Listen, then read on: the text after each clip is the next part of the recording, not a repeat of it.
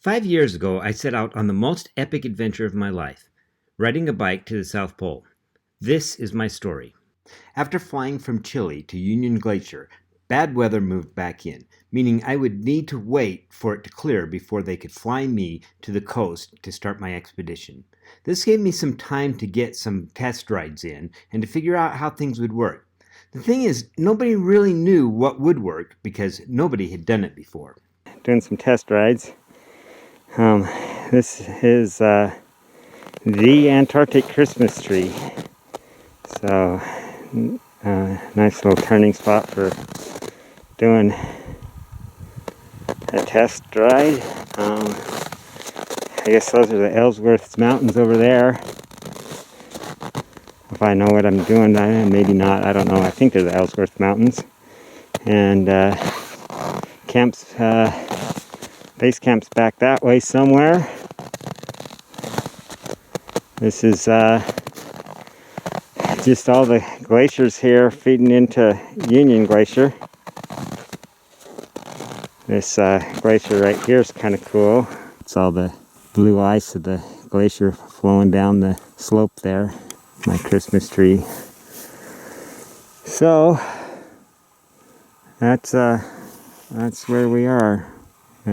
Just waiting for the ability to fly out. The weather, you see the sun's right there almost.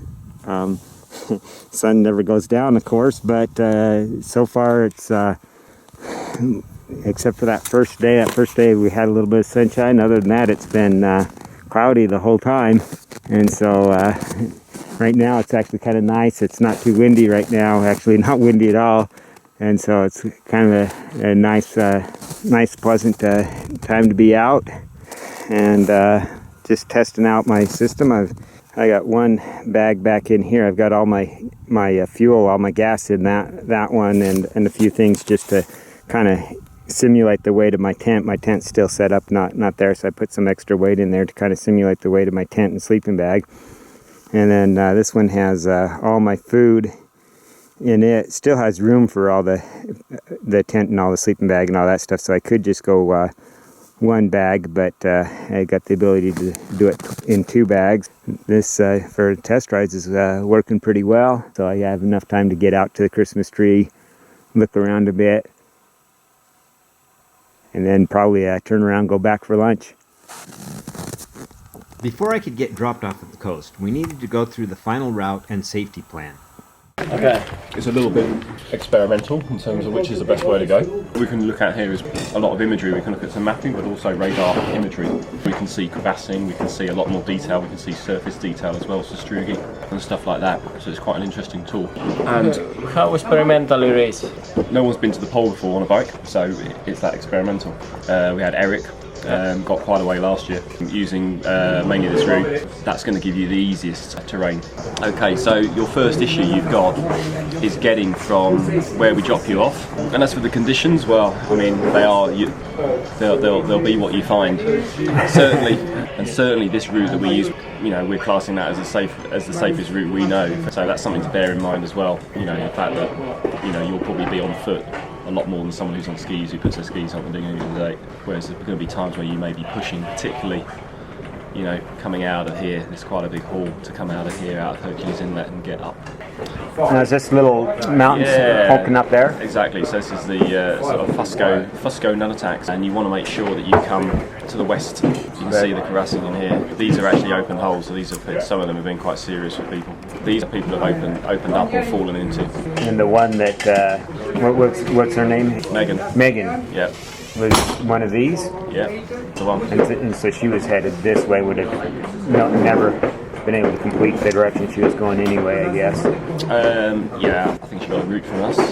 She got a route from somebody else, and she's decided to kind of split the difference and didn't realise that the routes were actually going around harassing. That's partly, hopefully what we're going to do today is just, making sure that you're clear with all the information you've got. So if we just put the ski route on just for a moment, you can kind of see where they're going to be heading in comparison to you. And so to this point here, they're on the same route? Yep. So you're likely to see tracks going off in that direction. Through this area here, crevassing it all, or? Yeah, I mean there is some. This kind of extends down. So, you know, if you come across anything, you want to be keeping, you know, this side, keeping a wide berth, and we'll go more this side rather than that side. How about along here? Nothing that we know about. Okay. Yeah, so you're going to be dropped off down here somewhere, and you're going to come up this way. Here, this is 3 sails. So there's your route coming in through here. But for my reach supplies. Yeah, we're going to put them on 8320, about 85, and around between 87 and 88. The 87-88 one is very dependent on the landing conditions because it gets quite heavy sastrugi there. So we'll put that out and we'll let you know. And the second one's a bit more of a definite. We can say it will be at Fields Corner because we've got a strip there. And the 87-88, it will be wherever the guys can land. Quite interestingly, you know, you kind of think that a lot of this ground is, you know, you kind of get out there and it's all flat white and you kind of think, well, it's all just frozen in place, but actually there's quite a lot of movement and it's all quite fluid. So, for example, here, you know, we've got crevassing. We've got basically a shear margin here. Yeah. So basically, although it's kind of flat and white out there, we've got, you know, this ice is moving. Moving this direction? Moving in this direction. Okay, there's the glacier there. And then, you know, and this is fairly static. We are going to pass over some crevasses. Yes, you are. But, you know, the kind of, without kind of zigzagging all over the place, we're trying to keep the line as smooth as possible. Yeah. But, you know, but trying to avoid the worst ones, the ones that look like they could cause you problems.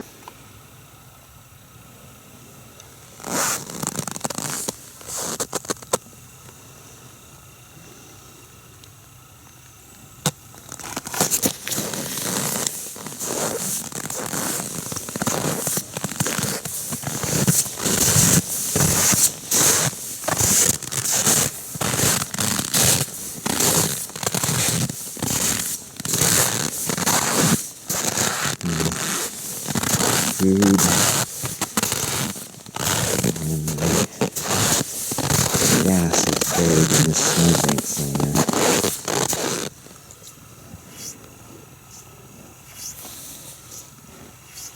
The fat bike was kind of a hit around camp, and everybody wanted to give it a try.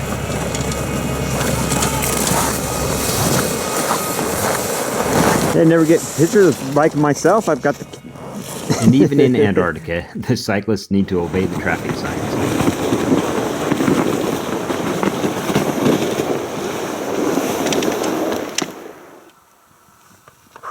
No plane, so I guess I can go.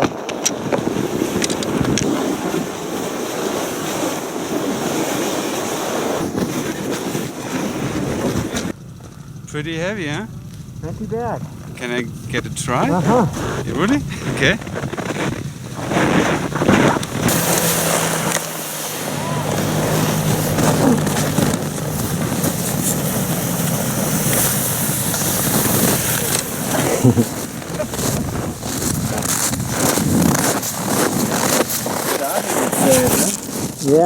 Yeah. Go ahead and get going. Uh-huh.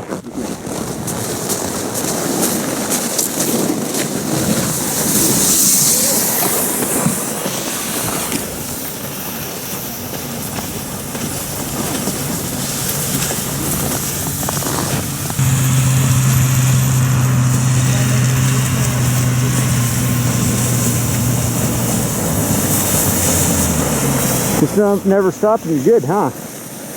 That's cool, man. So as long as you're moving, it's good. Yeah. Well, you almost don't need brakes here. No, I don't think I need any brakes. That's actually thinking about pulling at least the rear brakes off. Make it lighter. And you can buy this in a regular store? From my store. Now in your country or in US, you have these bikes for what specific? I mean, what's the advantage of this? Yeah, they're great in snow. They're a lot of fun for snow, and they actually work really well in sand. They're just a fun mountain bike. Ah, okay. Wow. Cool. What is the frame made of? But this carbon fiber. Carbon fiber. Finally, the weather broke, and I was told that after they flew the skiing expeditions, that it would be my turn to fly to Hercules Inlet to start my expedition.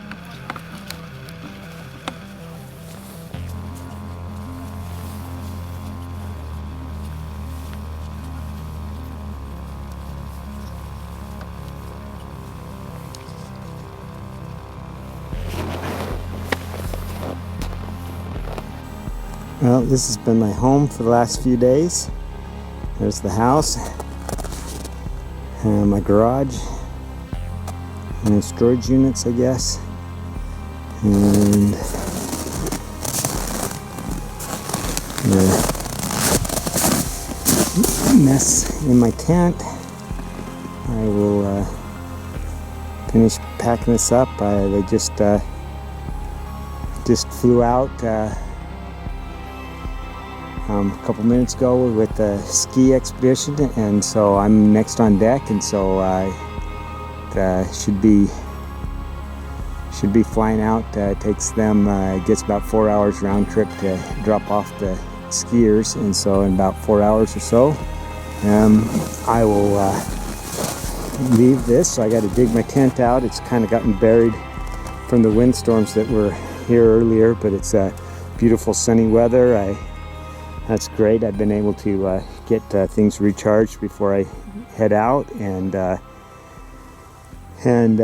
should be good weather. It's supposed to be like this for a couple days, so maybe I can get up onto the plateau before bad weather sets in. So that'd be awesome, and yeah. So here we go. This is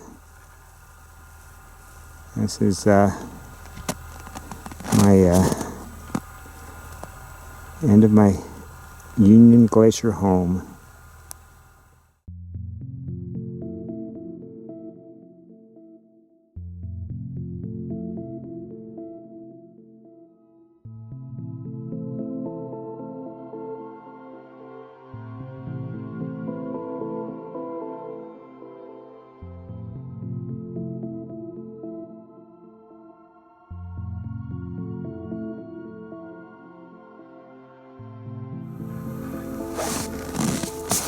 We had a marathon here just before we got here, and I guess one of the people on the marathon got pretty bad frostbite.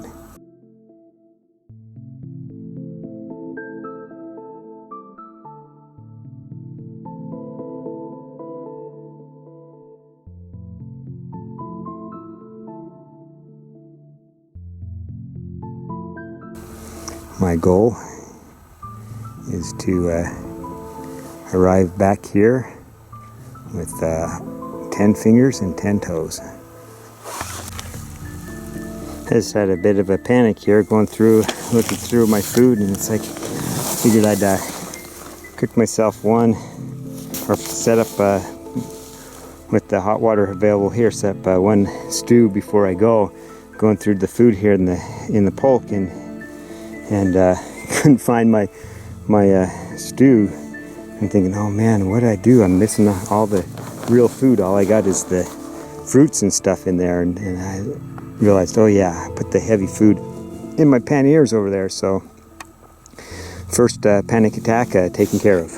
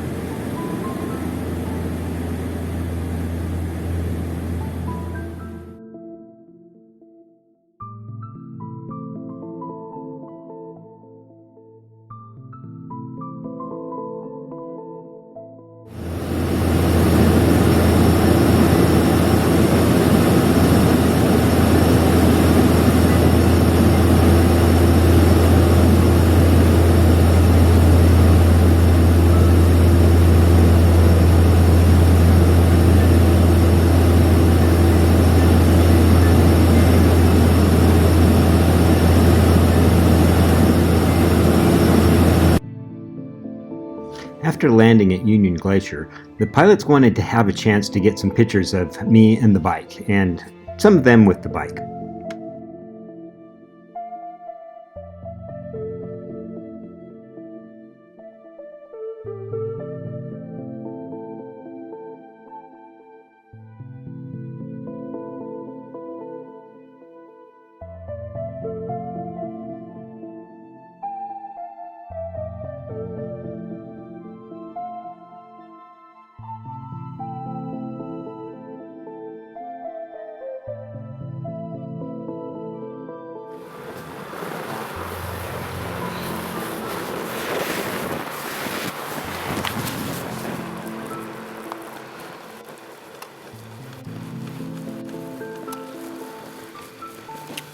I wonder if that trail's frozen enough to stay.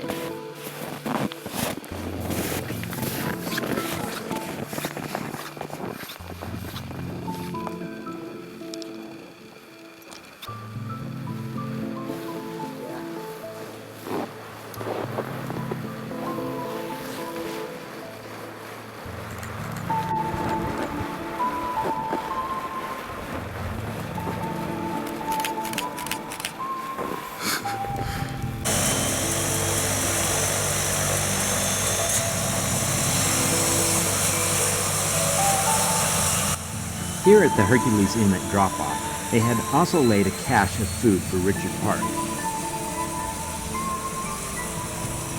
It is buried in the snow there just past my bike.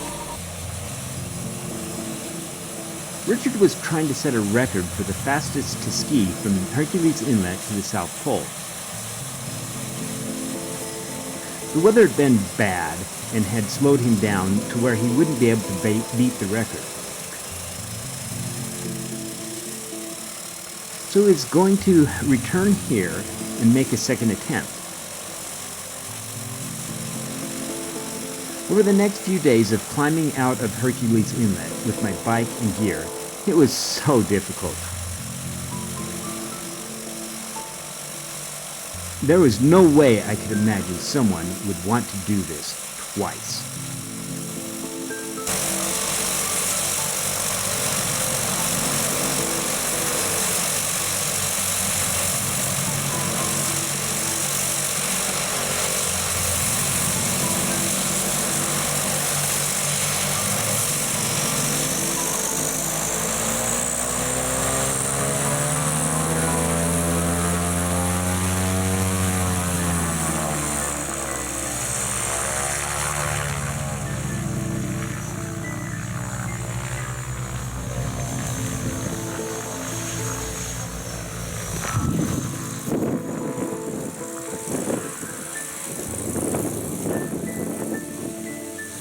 And I'm on my own.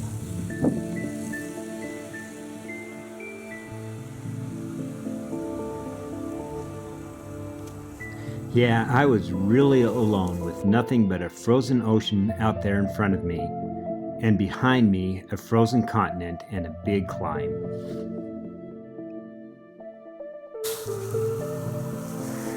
Oh, this is my first home on my own on the expedition. As you can see, not a lot of white around here. It's about 9:40. I can't see, 9:40. So the sun there, and there's the tracks I came in on.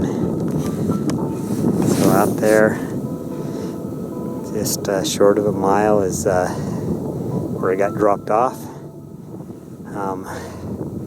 I was going to go until, keep biking till right now, and then make my call in, and then set up the tent. But I had a panic. I thought, I wasn't sure where this camera was, and so I decided to set up camp, go through, make sure I had the camera before I decided to go all the way back and get the camera. But fortunately I did have the camera, so I didn't have to go back, and I'm all set up for camp and ready for my first scheduled call-in. Well, my first day of cycling to the South Pole has been successful. Got dropped off at about 6:30, I think, and spent some time goofing around with the people that dropped me off. Wanted all kinds of photos, so we took photos for a while and everything. And then after they were done, put all the stuff together on the sled, got it ready to go, because I had the sleds packed for the flight, and then I had to repack and change things up a little bit for actually pulling. I tried putting all the stuff in one sled, and the weight of one sled is just having it all in one sled was just too heavy, so I redistributed it back into two sleds and pulled. The snow was very soft at the inlet, and so there was a few places I could bike, but mostly it was hike a bike. And then once I got going up out of the inlet, there's a bit of a rise, a hill, and got going up the hill, and it got the snow got firmer, so I tried getting on the bike and riding on the bike, but it was a little steep at that point, and so going uphill in the snow, pretty steep. This is the steepest part of the expedition, and so I had to push up most of the hill, and got about 50 minutes into moving along and making good progress, and started this fear in the back of my head that I'd left the camera that we're recording with right now. I thought I'd left it back at the start, so I stopped, set up the tent. I had some fun setting the tent up in the wind, but got the tent up, and then started going through the gear, kind of organizing and putting things together, and in the process found the camera, so relieved that I don't have to bike all the way back to the start, grab the camera and come back. But it's been a pretty good day. Right now in the tent, it's actually a little bit too warm in the tent right now. I probably need to open up the vents a little bit more.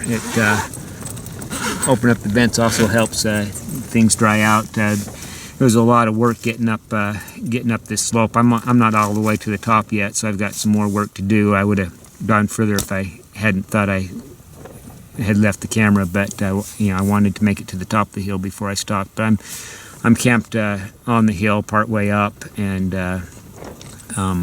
so in the morning I'll start out with a nice hard push up the hill, which was a lot of work, and got kind of sweaty and stuff, which I don't want to get too sweaty, because I get too sweaty and I get cold, and could be frostbite, could be danger. So getting hot and sweaty is really dangerous, and so I was not wanting to push that hard, but that was the only way to get up the hill. So here another I only made just short of a mile today, and so I've got another 29 miles before I get to where the conditions are supposed to improve, and I should be able to at that point go almost exclusively on the bike, whereas right now it's bike a little bit and push, and so pushing and biking it till I get to the top of this hill and through the soft snow. Well, I'm pretty much ready to get going, but it's as you can probably tell, a little bit windy out there, and with this raging wind, I'm afraid I wouldn't be able to get the tent down without a lot of extra. It'd be real hard to get that tent down, so I'm going to wait the wind out a little bit, see if I can't get favorable conditions before I take the tent down. It's 6:30 now, and I was gonna try to sleep in till 10 o'clock anyway. So the fact that I am gonna take a little bit of a break, see if the wind dies down. If it doesn't, I'll take down the tent in the wind. But it'd be a lot easier to take down the tent if it's not blowing like this. So I'm gonna wait for a little bit, see what I get.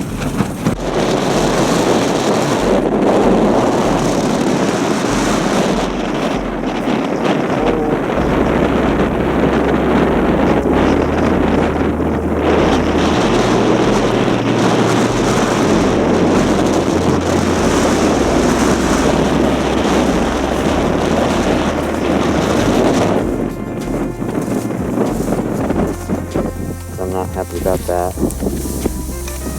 My bike buried in a snowdrift.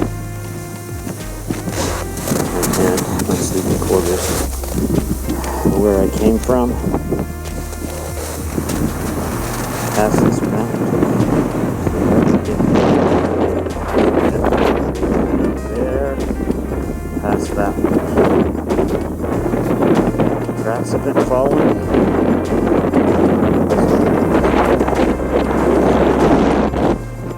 Navigation time, I guess.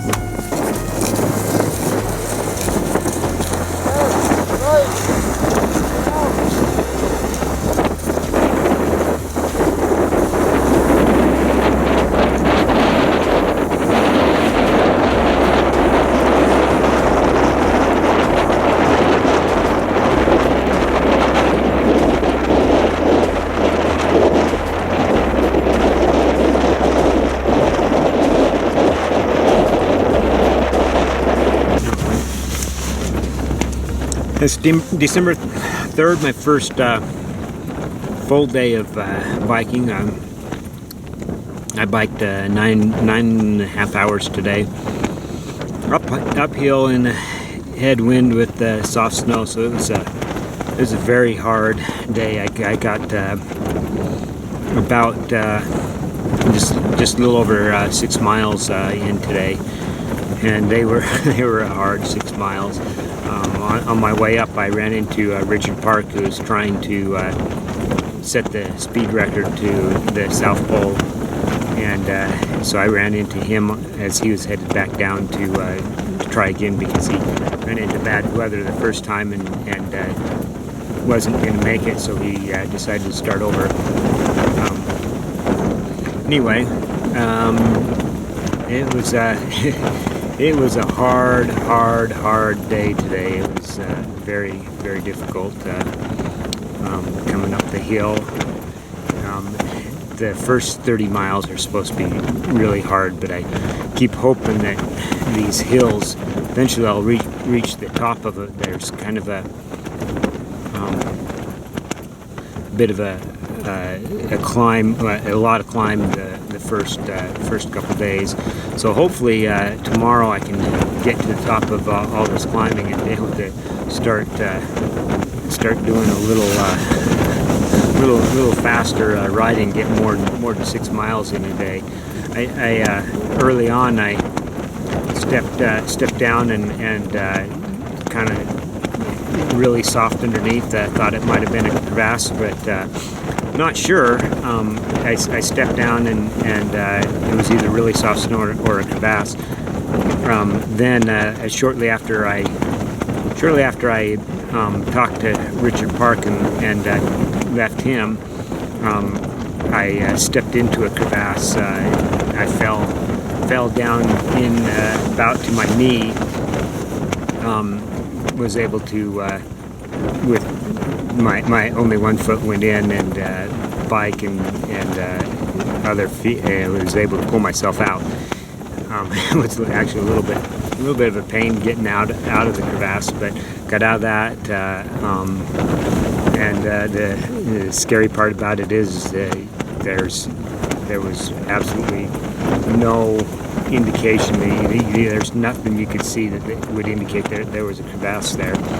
And in fact, Richard Park had just a couple minutes before that ridden right across that with his skis. So my feet, I was doing a hike bike at that point, and so the pressure from my feet on the smaller area, I cracked through, opened up a hole, whereas Richard was able to just go right across it. Just a really hard climb and good workout. Hopefully that means tonight I'll get some sleep. I haven't been sleeping a lot of hours every night. It's just haven't been tired. I don't know if it's the 24 hours of daylight that just tricking my body into not being tired or what it is, but I just haven't been feeling tired, and so I haven't been sleeping a whole lot. I should be nice and tired today, and so hopefully that means I'll get a good night's sleep tonight. Very windy, it will be a windy night tonight. It's the katabatic winds blowing out of the south, so pretty much what I can expect for most of the trip. Okay, well, somewhere down there is Hercules Inlet, below all the clouds down there. That little mountain that you can see, kind of.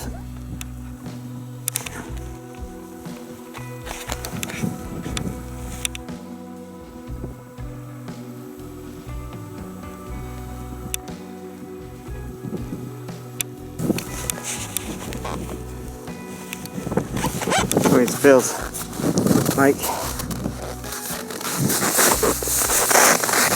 feels like you're at the edge of the world. You're about ready to fall off the edge of the world right there. My polk is clear off there. My other polk, I've gone to splitting it up into twos and pulling half and then coming back and pulling the other half. It's a lot of work that way, travel 3 times the distance, but it is working a lot better. Okay, well, I better get back and going. Oh, it's December 5th. Yesterday was my birthday. It was a very hard day. They're all going to be hard days. It's gotten a little bit more level, and so I've gotten to where I'm pushing and riding the bike some now. I can ride the bike. I lowered the air pressure so low that I don't think the tube's completely filling up the space inside the tire. And at that air pressure, I can actually ride, and I can ride pretty good, but it's still a lot of work. I get so tired when I ride the bike in the snow. But when I am on the bike riding, I go a lot faster.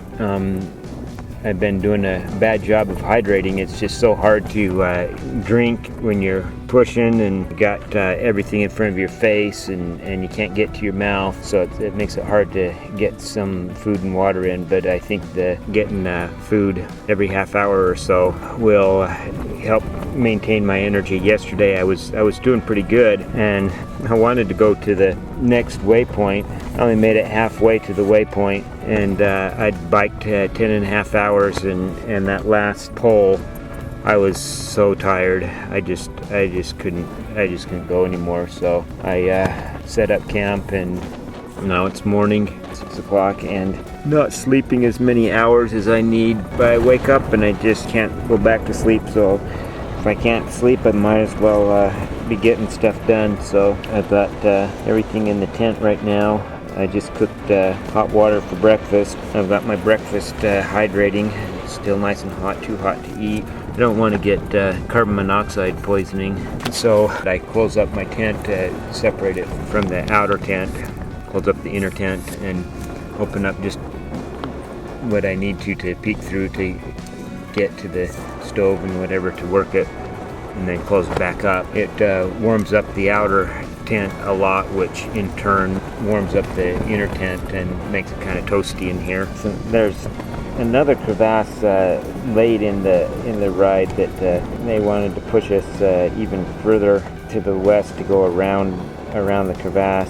When we were looking at the ground penetrating radar, it looked like if you went too far west, there was more crevassing. So it hopefully is a spot that I can be riding rather than pushing, because I already stepped into one crevasse that people have been skiing over with no problem, and I stepped through it. And so I don't want to step into a bigger crevasse and fall all the way in instead of just the one leg in. It's going to be another hard day. I sure hope I can do better today than I have the last 2 days as far as progress. So I got a lot of work to do. I'm not getting that many miles in a day. I've passed the big crevasse field. I only did a lousy 4.7 miles today. Not doing too good. straight ahead on the route I'm going. Another 10.55 nautical miles. Maybe tomorrow I can get that, hit that. That's my goal. Next week I continue my climb up into the interior of Antarctica, and discouragement starts to set in as I realize, unless something changes, there is no way I'm going to make it to the South Pole.